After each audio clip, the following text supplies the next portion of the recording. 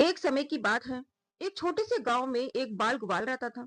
उसका काम रोज सुबह अपनी गायों को लेकर जंगल में चराने जाना था। वो बहुत ही सीधा साधा और भोला बालक था।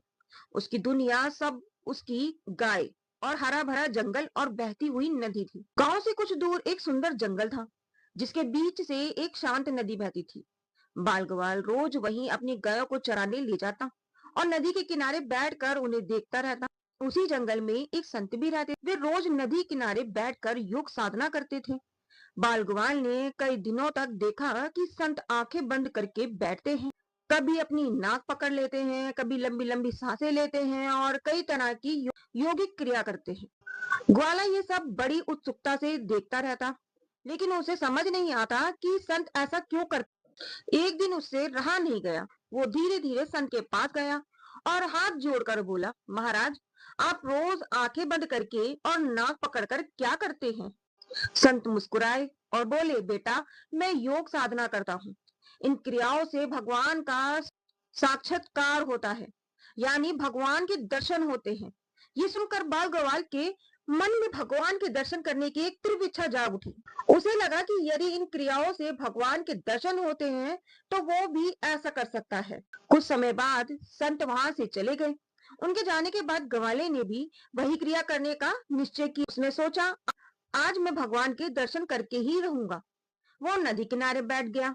उसने अपनी आंखें बंद कर ली और अपनी नाक को जोर से दबा लिया।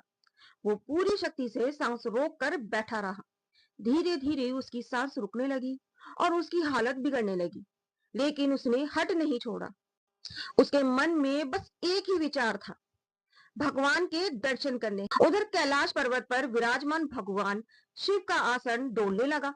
महादेव ने ध्यान लगाया और देखा कि एक छोटा सा बाल ग्वाल उन्हें पाने के लिए प्राणों की बाजी लगा बैठा है। उसकी सच्ची भक्ति को देखकर भगवान शिव तुरंत प्रसन्न हो गए। वे उसी क्षण वहां प्रकट हुए और बोले, वत्स, मैं तुम्हारी तपस्या से प्रसन्न हूँ। मैं तुम्हें दर्शन देने आया हूँ। ग्वाले ने आंखें बंद ही रखी और इशारे से पूछा, आप कौन हैं? भगवान शिव ने उत्तर दिया, मैं वही भगवान हूँ जिनके लिए तुम इतना कठोर तप कर रहे हो। ग्वाले ने धीरे धीरे आंखें खोली। उसने भगवान को देखा तो बहुत खुश हुआ, लेकिन उसने जीवन में कभी भगवान को नहीं देखा था, इसलिए उसे विश्वास भी नहीं हुआ कि ये सचमुच के भगवान हैं।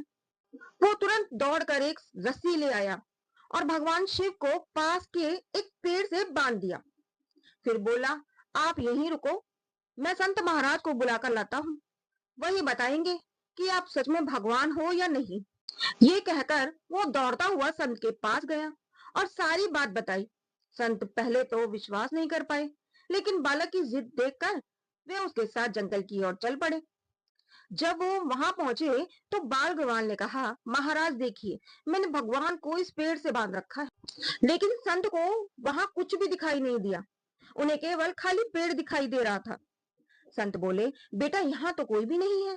तब बाल ग्वाल ने भगवान से पूछा, प्रभु, यदि आप सच में भगवान हो तो संत महाराज को दिखाई क्यों नहीं दे रहे हो?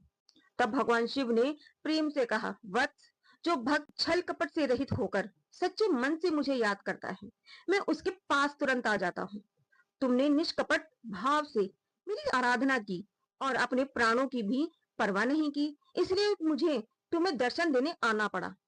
लेकिन ये संत अभी केवल क्रियाएं करते हैं, उनके मन में अभी भटकाव है, इसलिए मैं तुम्हें दिखाई दे रहा हूँ, पर इन्हें नहीं।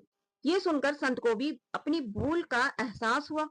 उन्होंने बाल ग्वाल की सच्ची भक्ति को प्रणाम किया और भगवान से सच्चे मन से प्रार्थना की। तो दोस्तों, भगवान को पाने के लिए बाहरी दिखावा नहीं, बल्कि सच्ची और निष्कपट भक्ति सबसे महत्वपूर्ण होती है।